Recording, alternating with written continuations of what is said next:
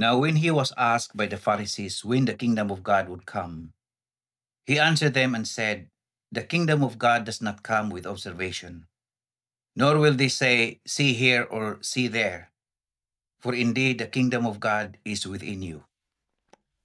In Luke chapter 17, verses 20 to 21. A warm welcome once again. Jesus was expressing a radical and revolutionary idea, especially in the context of his time. Why it was so dangerous? This message bypassed the authority of the religious elite, the very people who maintain spiritual control over the population.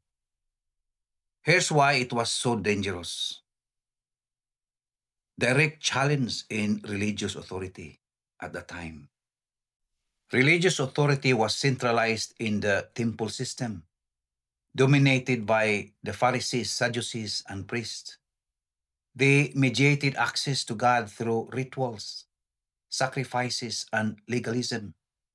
Now, Jesus addressed the hypocrisy of the religious authority in Matthew chapter 23, verses 13. It says, "But woe to you, scribes and Pharisees, hypocrites, for you shut up the kingdom of heaven against men. For you neither go in yourselves, nor do you allow those who are entering to go in." But if the kingdom of God is within individuals, it means people can access God directly without needing a temple, a priest, or a sacrificial system. That undermined the entire religious infrastructure.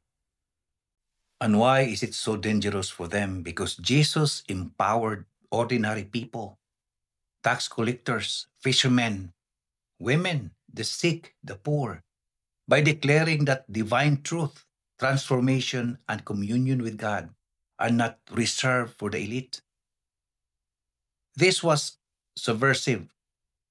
It gave spiritual dignity to those whom the system had discarded, the very least people. Now, many Jews of that time expected a political Messiah who would overthrow Roman Empire and restore Israel. But Jesus preached a kingdom not of this world. In John chapter 18, verse 36, grace frustrated nationalistic hopes and threatened Rome because any talk of kingdoms sounded like sedition. Now, Jesus called out the hypocrisy of the religious leaders. We can read this in Matthew chapter 23, verse 27. "Woe to you, scribes and Pharisees, teachers of the law, you hypocrites."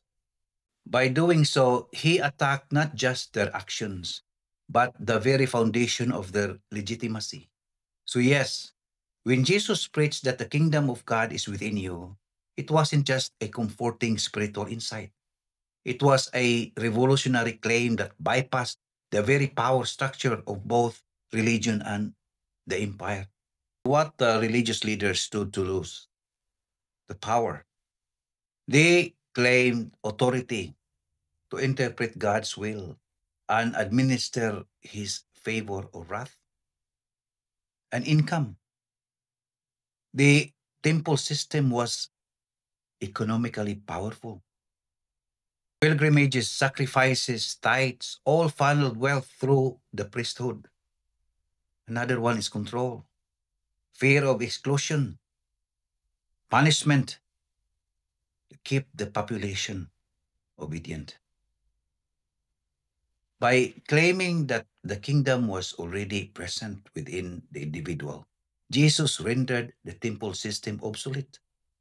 He became a direct threat to the Sadducees who ran the temple, the Pharisees who controlled the interpretation of the law, the scribes who maintained the system's ideology.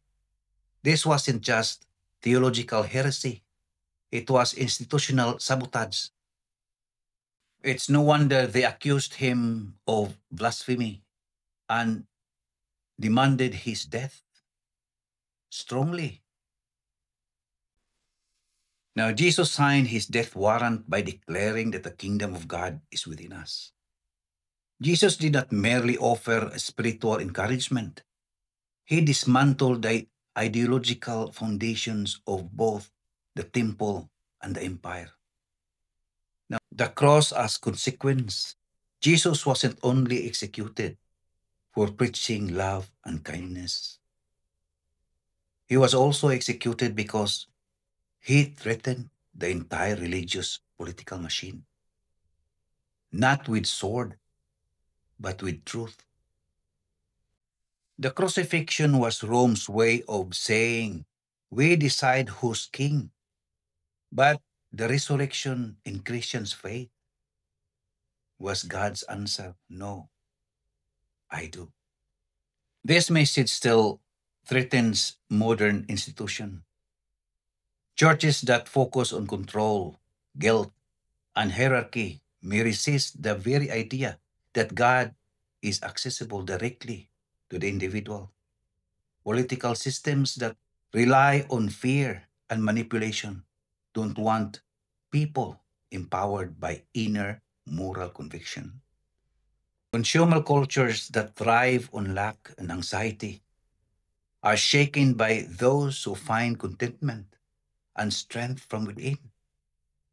That is why Jesus' message remains revolutionary even today and forever. So, in summary, why this teaching endures?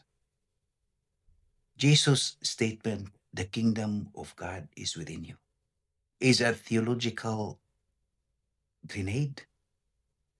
It destroys spiritual hierarchies. It liberates the soul from external control. It reorders society from domination to mutual care. It invites personal awakening and social transformation. So it calls us to look from within, to see that the divine presence of our Father is closer than your breath. Live outward, manifest that spirit within you, embodying the values of the kingdom in real life. This is the meaning of let your light shine. Be the salt of the world. Resist systems that deny dignity and love to others. That's why this one line might be the most dangerous, beautiful, and liberating thing Jesus ever said. Now, Jesus did not come to start a religion. He came to ignite a revolution of love, truth, and liberation, starting inside its human soul. If the kingdom is truly within you, then you are the living resistance to everything false, oppressive, and lifeless in the world. A blessed day. Thank you for watching. See you in the next video.